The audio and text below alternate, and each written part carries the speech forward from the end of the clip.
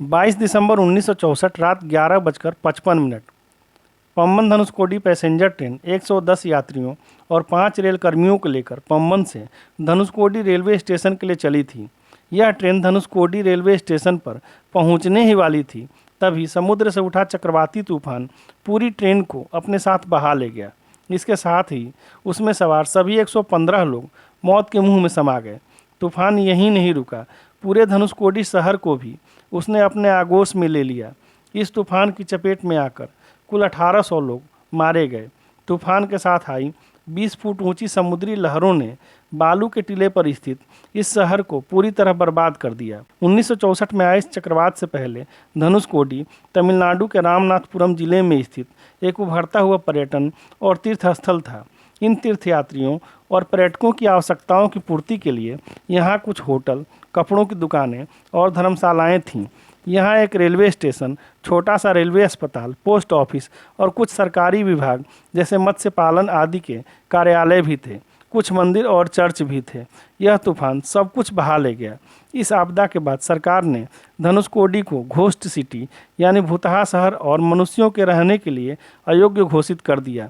इसके बाद से आज तक यह शहर आबाद नहीं हो सका।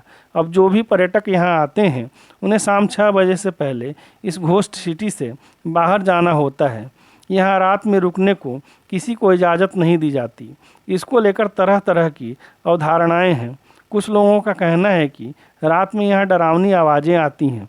बर्बाद रेलवे स्टेशन, चर्च और अन्य कार्यालयों के खंडहर अब भी यहाँ खड़े हैं और 1964 के चक्रवाती तूफान की भयावहता की कहानी बयां करते हैं। आपको बता दें कि यह वही धनुषकोडी है जहां से रावण पर आक्रमण के लिए भगवान राम के निर्देश पर उनकी सेना ने श्रीलंका तक समुद्र पर सेतु का निर्माण किया था। रावण वध और श्रीलंका विजय के पश्चात जब भगवान राम अयोध्या वापस आने लगे तो उनके द्वारा नियुक्त श्रीलंका नरेश विभीषण ने उनसे अनुरोध किया कि चूँकि इस सेतु का उद्देश्य पूरा हो गया है, भविष्य में भारतीय योद्धा इस सेतु के रास्ते से श्रीलंका में प्रवेश कर हमले करेंगे।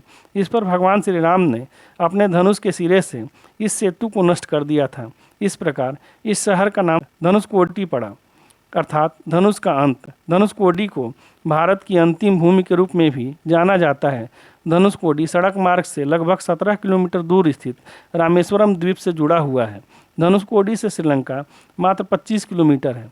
मौसम साफ होने पर धनुषकोडी से श्रीलंका साफ नजर आता है। प्राचीन कोठंडारा स्वामी मंदिर धनुषकोडी में ही स्थित है।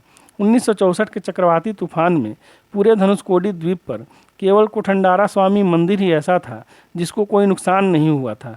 मान्यता है कि काशी विश्वनाथ की यात्रा तभी पूरी मानी जाती है जब बंगाल के उपसागर, महोदधि और हिंद महासागर अर्थात रत्नाकर के संगम पर स्थित धनुषकोडी में स्नान करने के बाद काशी से लाए गए गंगाजल से रामेश्वरम ज्योतिर्लिंग का अभिषेक किया जाए। धनुषकोडी के दक्षिण में हिंद महासागर गाढ़ा नीला दिखता है तो उत्तर में बंगाल का उपसागर मैले काले रंग का दिखता है। इन दोनों सागरों में 1 किलोमीटर की भी दूरी नहीं है।